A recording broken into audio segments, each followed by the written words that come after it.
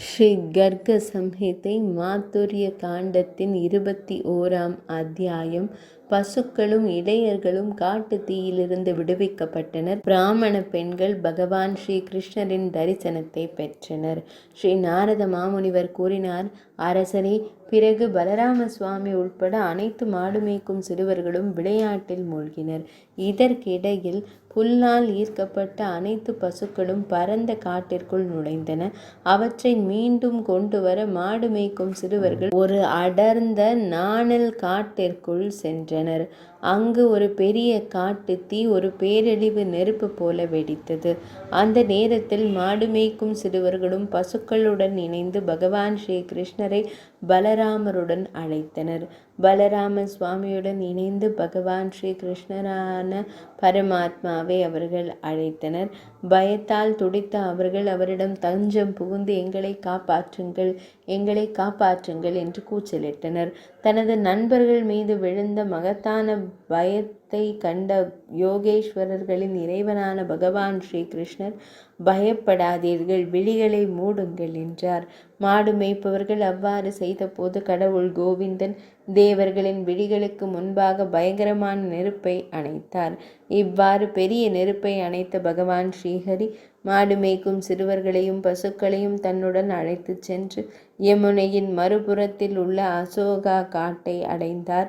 அங்கே பசியால் வாடிய மாடு மேய்க்கும் சிறுவர்கள் பலராம சுவாமியுடன் இணைந்து தங்கள் கரங்களை கூப்பி பகவான் ஸ்ரீ கிருஷ்ணரிடம், இறைவா, நாங்கள் மிகவும் பசியாக இருக்கிறோம். பின்னர் கடவுள் அவரை அங்கிரச யாகத்திற்கு அனுப்பினார். அவர் அந்த பெரிய யாகத்திற்கு சென்று அவரை வரவேற்று தூய வார்த்தைகளை பேசினார். பிராமணர்களே, பிரஜனின் மகனான பகவான் ஸ்ரீ கிருஷ்ணர் பசுக்களை மேய்க்க இங்கு வந்துள்ளார். அவருடன் பசுக்கள் மேய்க்கும் சிறுவர்கள் மற்றும் பலராம சுவாமி ஆகியோரும் வந்துள்ளனர்.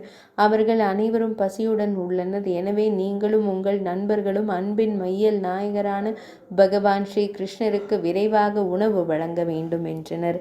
நாரத மாமுனிவர் கூறினார், மனிதர்களின் கடவுளே, இடையர்களின் வார்த்தைகளை கேட்ட பிராமணர்கள் எதுவும் பேசவில்லை. ஏமாற்றத்துடன் அவர்கள் திரும்பினர். பலராம சுவாமி வந்தார். மாடு மேய்க்கும் சிறுவர்கள், கோபன், நண்பா, தாங்கள் பிரஜ மண்டலத்தில் இருக்கிறீர்கள், தாமே ஆட்சியாளர், நம்முடைய சக்தி கோகுலத்தில் மட்டுமே மேலோங்கி நிற்கிறது. நீ நந்த பாபாவின் முன் மட்டுமே கடுமையான கோலை பிடித்திருக்கிறாய். சுடர்விடும் சூரியனைப் போல பிரகாசிக்கும் உள் பிரகாசிக்கும் கோல் வடமதுரையில் நிச்சயமாக அதன் செல்வாக்கை செலுத்தாது. ஸ்ரீ நாரத மாமுனிவர் கூறினார், அரசரே, பின்னர் பகவான் ஸ்ரீஹரி மேய்ப்பவர்களை யாகம் செய்யும் பிராமணர்களின் மனைவியரிடம் திருப்பி அனுப்பினார். பின்னர் அவர்கள் யாக மண்டபத்திற்கு திரும்பி சென்று பிராமணர்களுக்கு வணக்கம் செலுத்திய பின்னர் பகவான் ஸ்ரீ கிருஷ்ணரால் அனுப்பப்பட்ட மாடு மேய்ப்பவர்கள், அதாவது ஆயர் சிறுவர்கள், தங்கள் கரங்களை கூப்பி அவர்களிடம் உரையாடினர். பிராமணர்களே, பிரஜராஜரின் மகனான பகவான் ஸ்ரீ கிருஷ்ணர் ஆயர்களான எங்களை பலராம சுவாமியுடன் பசுக்களை மேய்த்து கொண்டிருக்கும் போது இங்கு வந்துள்ளார். அவருக்கு பசிக்கிறது என்று கூறுகிறார். மதன் மோகனனுக்கும் அவரது நண்பர்களுக்கும் தாங்கள் விரைவில் உணவு வழங்குங்கள் என்றனர். ஆயர்கள் மாடு மேய்ப்பவர்கள் இவ்வாறு கூறினர்.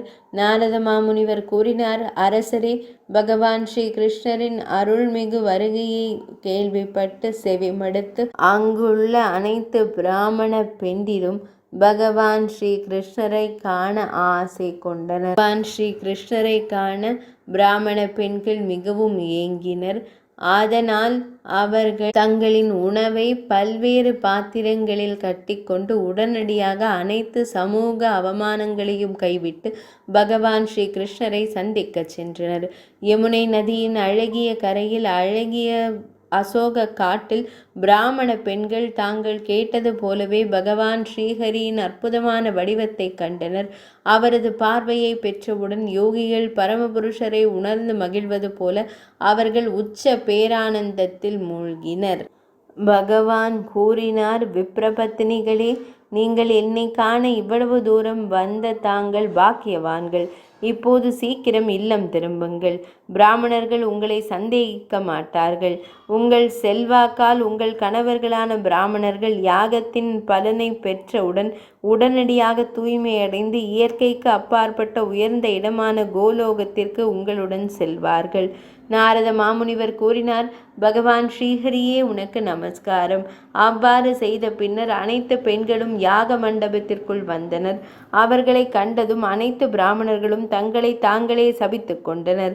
கம்சனுக்கு பயந்து அவர்களால் பகவான் ஸ்ரீ கிருஷ்ணரை காண செல்ல இயலவில்லை. அரசர் மித்திலேஸ்வரரே அந்த உணவை இடைச்சிறுவர்களுடனும் பலராம சுவாமியுடனும் உட்கொண்ட பிறகு பகவான் ஸ்ரீ கிருஷ்ணர் அழகிய பிருந்தாவனத்திற்கு சென்று பசுக்களை மேய்த்தார். இது ஸ்ரீ கர்க சம்ஹிதையின் மாத்துரிய காண்டத்தில் உள்ள நாரத பகுலாஸ்வ சம்பாதத்தில் உருவான நெருப்பிலிருந்து உருவான பசுக்கள் மற்றும் மேய்ப்பவர்களின் விடுதலை மற்றும் பிராமணர்களின் மனைவிகளுக்கு பகவான் ஸ்ரீ கிருஷ்ணரின் தரிசனம் என்ற தலைப்பு கொண்ட 21ஆம் அத்தியாயம் இனிதே நிறைவடைந்தது.